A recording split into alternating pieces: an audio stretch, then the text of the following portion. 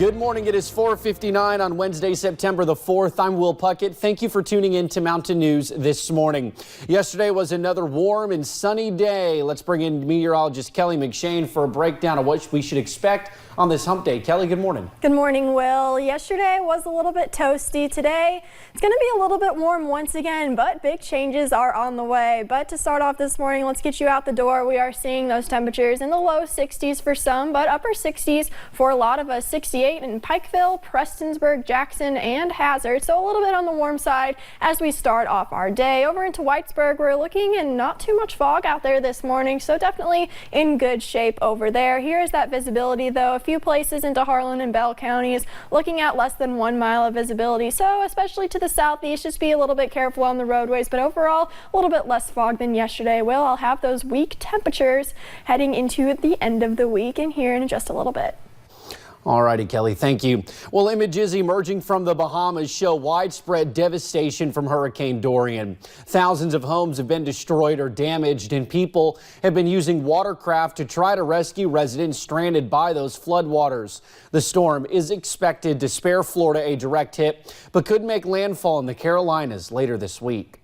I know it's been frustrating for a lot of folks, for Floridians to look and see, is it going to come in my direction? Is it going to come in another? The time to leave is now. For 2 days, Now, President Trump signed emergency declarations for Florida, Georgia, South Carolina, and North Carolina.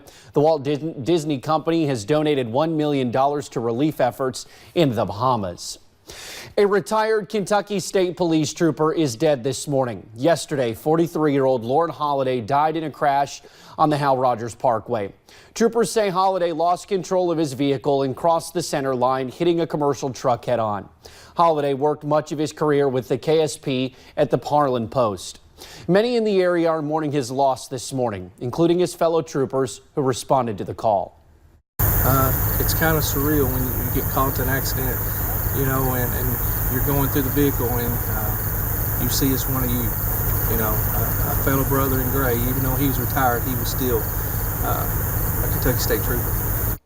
Holliday most recently worked as the first school resource officer for the Jackson Police Department. In a Facebook post, they say he, quote, will be greatly missed by all who knew him. Meanwhile, 3 people had to be airlifted after a crash in Magoffin County yesterday afternoon. We are told 3 different helicopters were called to the Cow Creek exit on the Mountain Parkway. Officials have not released what caused the crash or the conditions of the victims. Later today, attorneys for the Department of Labor and Black Jewel head back to Charleston, West Virginia. The evidentiary hearing is over the hot goods coal. Miners blocked the load of coal at the end of July in protest of their unpaid wages. A judge hopes the hearing will allow him to make a ruling on whether the coal should be moved. The dispute over the coal's worth. The DOL argues the coal should stay put until the miners are paid.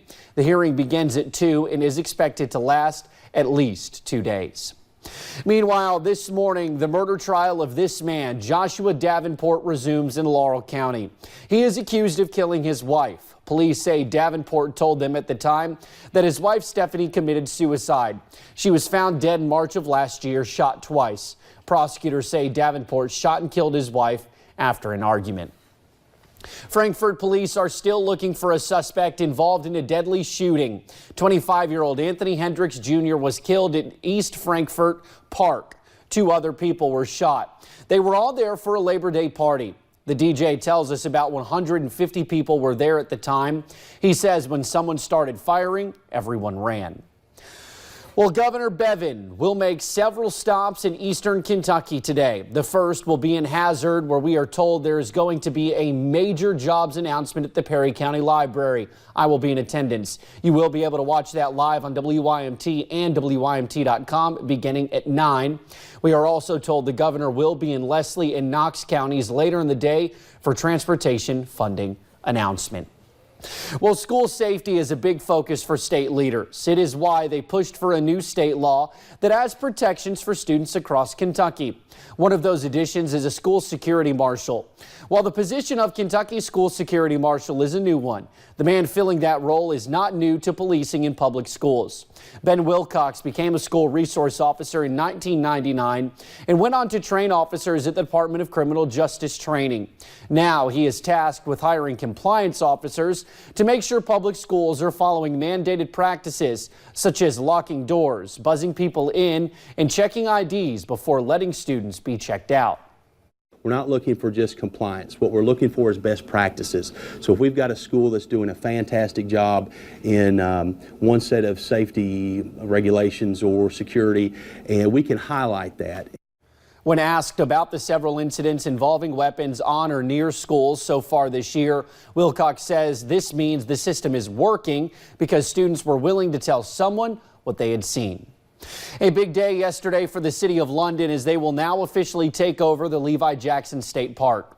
The city worked on this project for nearly 2 years, and Tuesday the state handed over the title to the city. Officials say it is an exciting time, and they are excited to get started on some upgrades and new projects for the park. Well, thank you for getting your day started with us right here on Mountain News this morning. An old cabin finds it's relocated. A look at the efforts to move it and hear why it has a new home. Today will be warm once again, but changes are on the way soon. I'll tell you about those changes in my forecast coming up.